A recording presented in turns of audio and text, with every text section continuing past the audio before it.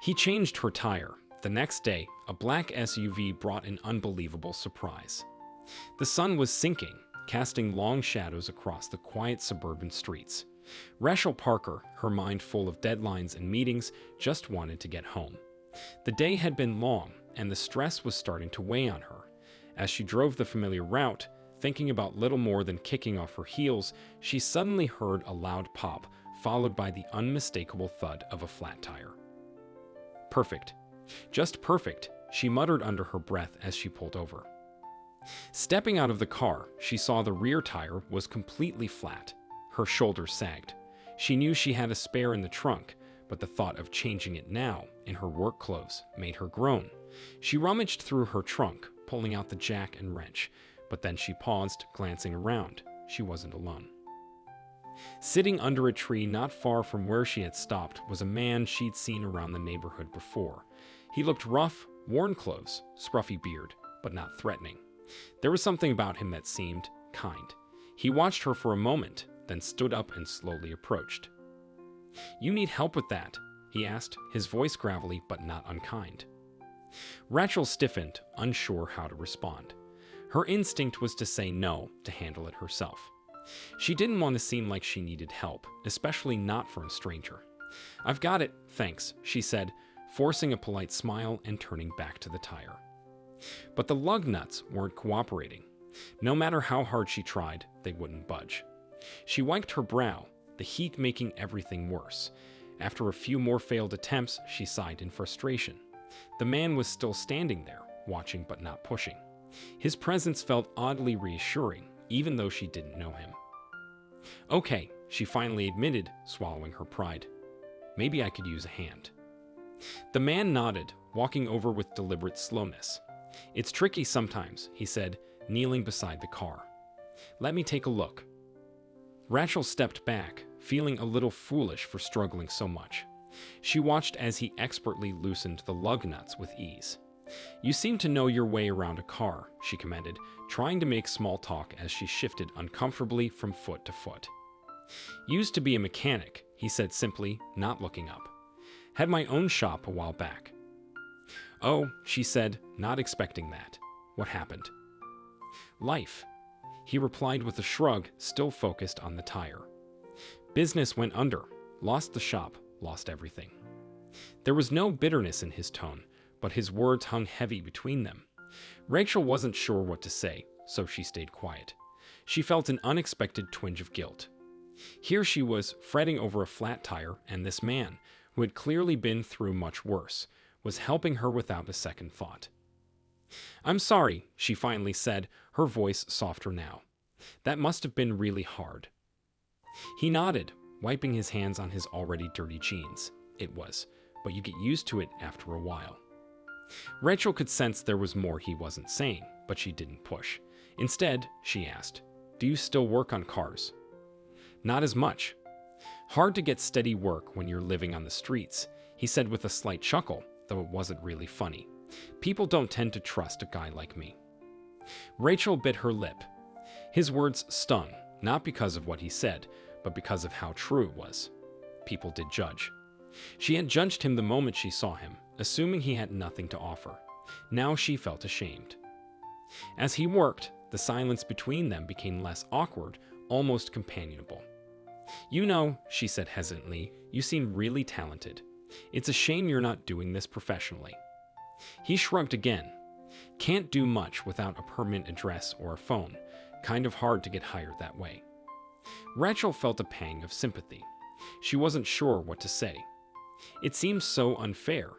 Here was someone with real skill and experience, stuck in a situation that most people wouldn't even notice, let alone care about. When he was done, he stood up and dusted off his hands. "All set," he said, stepping back. "You're good to go." Rachel smiled, but it felt bittersweet.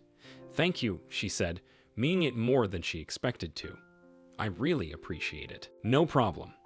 Just glad to help," he said, his smile brief but genuine. Rachel hesitated for a moment, then reached into her purse and pulled out her business card. "Look," she said, holding it out to him, "if you ever need anything, like a reference, or if you're trying to get back on your feet, give me a call. I might be able to help. He looked at the card, surprised, then took it carefully. Thanks, he said, his voice quieter now. I appreciate that. Rachel nodded, feeling a strange mix of emotions as she got back into her car. As she drove away, her thoughts stayed with him, Marcus, the man who had helped her without asking for anything in return, even when life had dealt him such a hard hand. It made her realize how much kindness could change someone's day, even in the smallest ways. And as she drove home, her problems suddenly didn't seem so big anymore. Rachel couldn't shake the thought of Marcus all day. His quiet resilience gnawed at her, not in a way that made her feel guilty, but curious, like there was something more to the man she'd met the day before. She couldn't pinpoint it, but she felt pulled to help him, more than just offering a spare tire or a business card. That afternoon, she found herself back at the park. The tree where Marcus usually sat was empty, and the spot looked almost too quiet. She sighed, turning to leave when a black SUV rolled into the parking lot. The car's tinted windows reflected the fading light of the day, casting an ominous glow. Rachel stopped in her tracks, feeling a sense of unease settle in her chest. The SUV didn't belong here. Something about it felt out of place, like a puzzle piece forced into the wrong picture. The engine idled for a moment before shutting off, and a man in a crisp suit stepped out. His presence was deliberate, almost too sharp for this quiet, unassuming park. He scanned the area before locking eyes with Rachel. For a second, she thought about leaving, but before she could move, he was already heading her way, his polished shoes tapping rhythmically against the pavement. She swallowed hard, instinctively clutching her purse. Rachel Parker. His voice was calm, but there was something unnervingly precise about it, like he knew exactly what she'd say before she even opened her mouth. Yes, that's me, she answered cautiously. Do I know you? The man gave a practiced smile, one that didn't quite reach his eyes. Not yet. My name is David Thompson. I run a non-profit organization here in the city. We help those who've fallen through the cracks. Rachel blinked, her guard still up. Okay, but what does that have to do with me? Yesterday, he continued, ignoring her question for a moment, you helped a man named Marcus. Changed a tire for him. He paused, watching her reaction closely. He mentioned you. Rachel's heart skipped a beat. Marcus had mentioned her. Her mind raced, trying to make sense of it. Marcus, you know him. David nodded.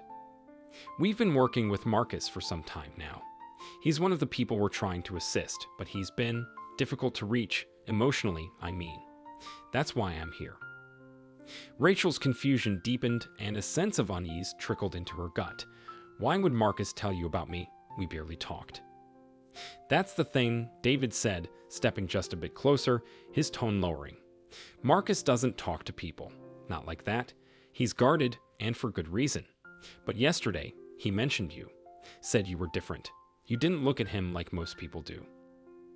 Rachel felt a knot forming in her stomach. I don't understand. I just gave him a hand with his tire.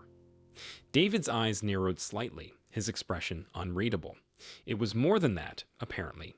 He paused, letting the silence hang between them like a thick fog. You see, Marcus is at a turning point. He's close to getting back on his feet, but something's holding him back. That's where you come in. Rachel frowned, the tension in her chest building. What do you mean? David folded his arms, glancing around as if to make sure no one was listening. We've been trying to help Marcus get a job, stabilize his life, but he's resistant to change. He doesn't trust people, especially after everything he's been through. But yesterday, after meeting you, something shifted. He seemed hopeful. Rachel shook her head, unsure how to process what she was hearing. I don't get it. Why me?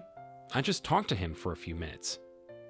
Sometimes that's all it takes, David said, his voice soft but deliberate. For someone like Marcus, a genuine connection, one that isn't about charity or pity, is rare. You gave him that. And now, we need your help to take it further. Rachel's mind raced. There was something about the way David spoke, as if he knew more about her than he let on. It was unsettling, but also intriguing. What exactly are you asking me to do? David gave her a measured look. We're meeting with some potential employers tomorrow morning, people who might be willing to give Marcus a shot, but they need convincing.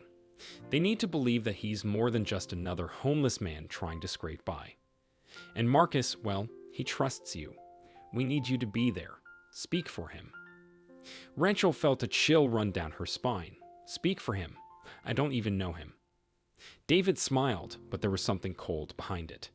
Sometimes it's not about knowing someone's whole story. It's about seeing them for who they could be, not just who they are right now. Rachel stared at him, her heart thudding in her chest. Whiny though, you must have other people who know him better. David's expression darkened just for a moment. We do, but Marcus isn't responding to them. He's been burned before by employers, by people who've promised to help and then disappeared. He doesn't trust them. He trusts you. At least he wants to. Rachel felt a wave of uncertainty wash over her. This wasn't what she had signed up for. She thought about helping Marcus, sure, but this felt like more than she bargained for. Look, David said, his voice softer now, almost coaxing. I get that this might feel like a lot. But this could be the difference between Marcus turning his life around or slipping further into the cracks. You could be the reason he gets another chance. Rachel hesitated, the weight of his words pressing down on her. Something about this didn't feel right, but she couldn't shake the thought of Marcus, his quiet strength, his knowledge, and the way he'd looked at her with something like hope. All right, she said finally, her voice steady but unsure. I'll do it. I'll come to the meeting. David's smile returned, though it still didn't reach his eyes. Good. I'll send you the details. You're making the right choice, Rachel. As the black SUV pulled away, Rachel stood there, a mix of curiosity and dread twisting in her gut.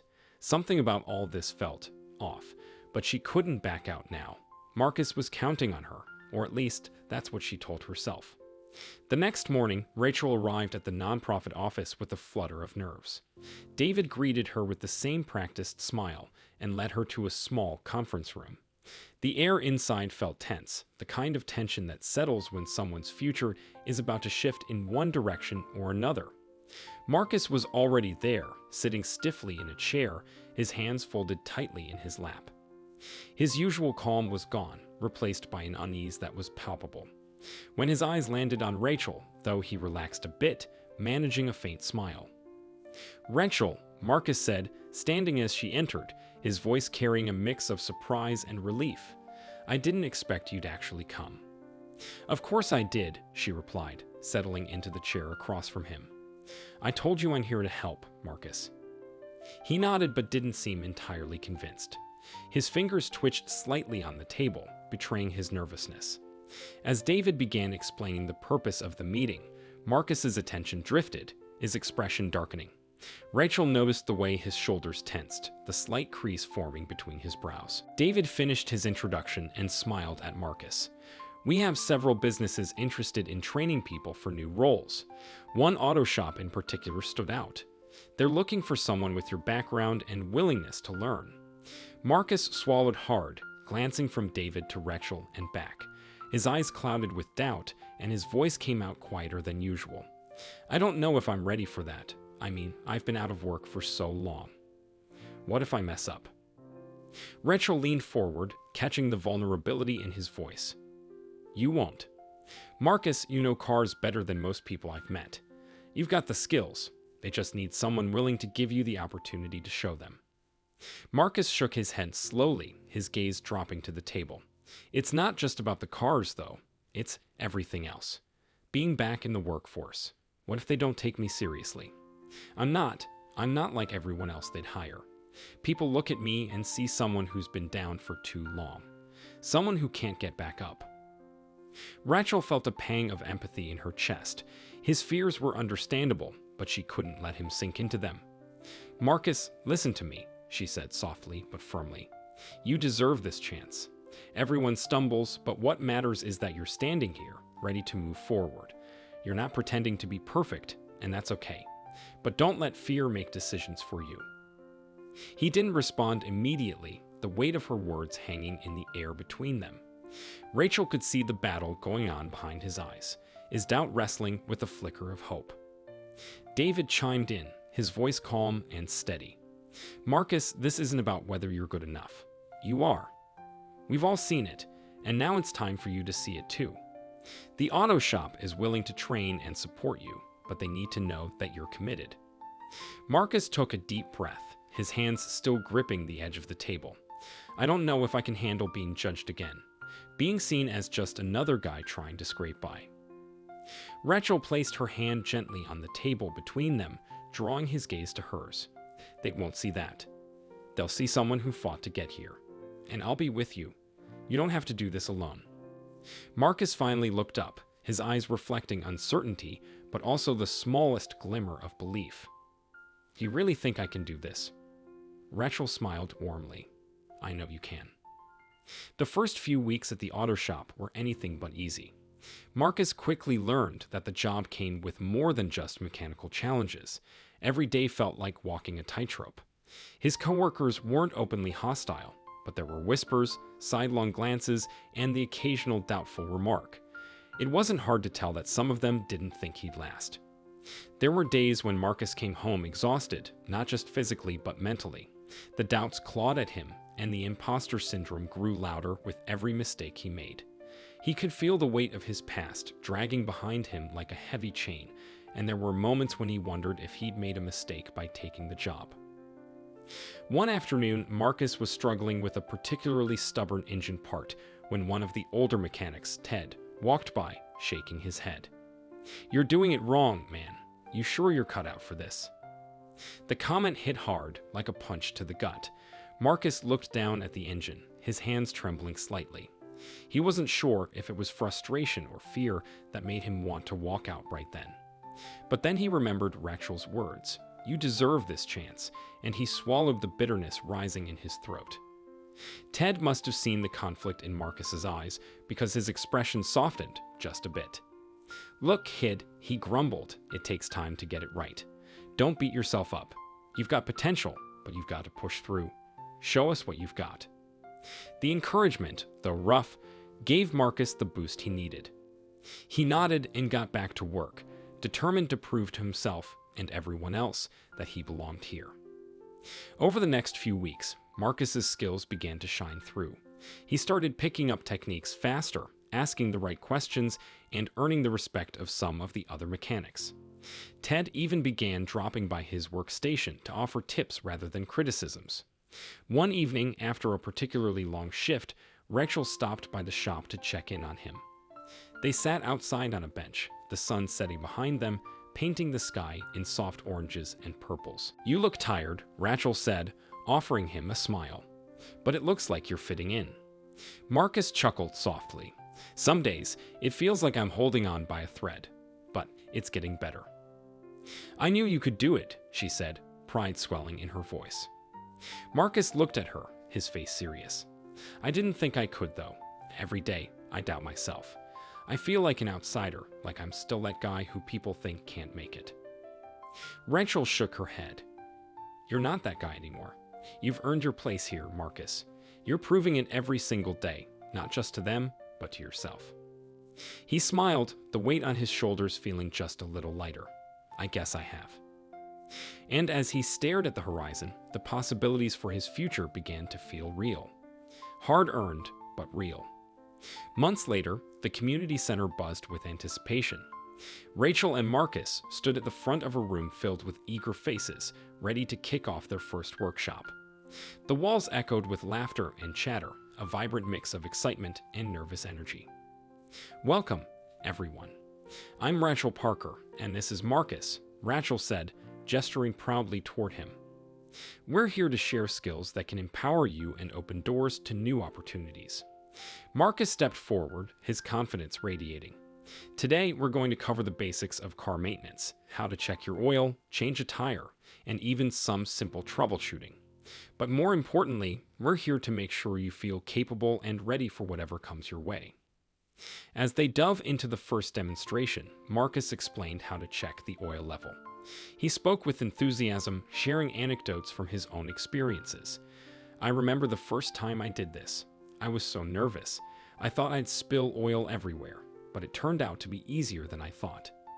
The audience chuckled, and one participant, a young woman named Lisa, raised her hand. "What if I don't have a funnel at home?" Marcus paused, his eyes lighting up with a spark of connection. That's a great question. You can actually use a plastic bottle cut in half. Just make sure to keep it clean. It's all about improvising when you don't have the right tools. The participants leaned in closer, nodding along as Marcus shared practical tips. His relatability made the information accessible, and soon Rachel watched as their initial apprehension began to fade. The room buzzed with questions and laughter, transforming the workshop into a safe space for learning and growth. As they moved on to changing attire, Marcus noticed a man in the back, his brow furrowed in concentration. After the demonstration, Marcus invited him to join him at the front. "Come on up, let's walk through it together." With a hesitant smile, the man stepped forward. "I've never done this before. I'm worried I'll mess it up." Marcus grinned. "That's exactly why we're here. You're going to do just fine. It's all about taking it one step at a time. Remember, we're all here to support each other." As the man followed Marcus's instructions, the tension in the room shifted. Each step he took was met with encouraging cheers from the audience. When he successfully changed the tire, a wave of applause erupted, and the man's face lit up with pride. "I can't believe I just did that."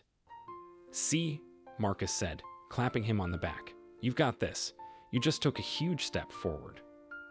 After the workshop, participants flooded the front of the room, eager to share their gratitude. "This was amazing. I never thought I could learn this," Lisa exclaimed, her eyes sparkling with newfound confidence. "I'm going to surprise my husband when I change our tire next time." Marcus exchanged smiles with Rachel, the warmth in his chest a testament to the impact they were making. It wasn't just about teaching car maintenance, it was about empowering people to believe in themselves. As the sun began to set outside, casting a golden glow through the windows, Rachel felt a deep sense of fulfillment wash over her. The journey had started with a flat tire, but it had blossomed into something extraordinary, a friendship that had transformed into a community movement. Together, they were proving that even the simplest acts of kindness could create waves of change. Marcus stood beside Rachel, glancing at the participants as they shared stories, laughter, and excitement. He felt a profound sense of purpose in this moment, knowing that he was helping others find their footing, just as Rachel had helped him. "Ready for round 2?" Rachel asked, her eyes twinkling with mischief.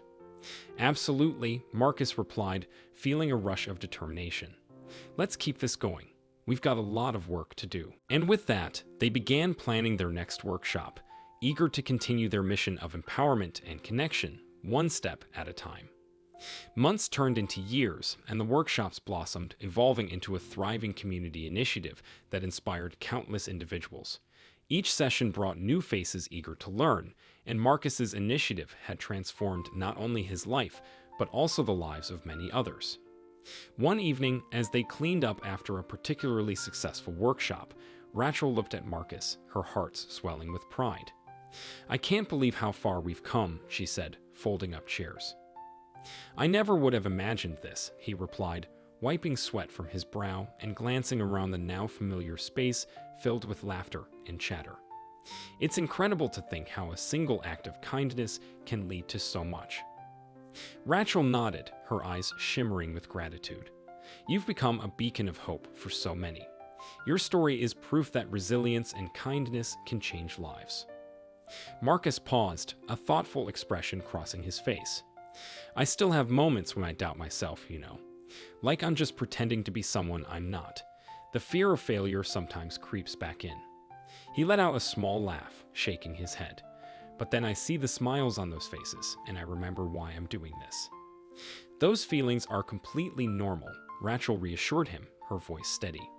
"Look at how many people you've impacted. You've shown them that they're capable of more than they ever believed. That's something to be proud of." Marcus smiled, but a hint of uncertainty lingered in his eyes. "I just hope I can keep it up."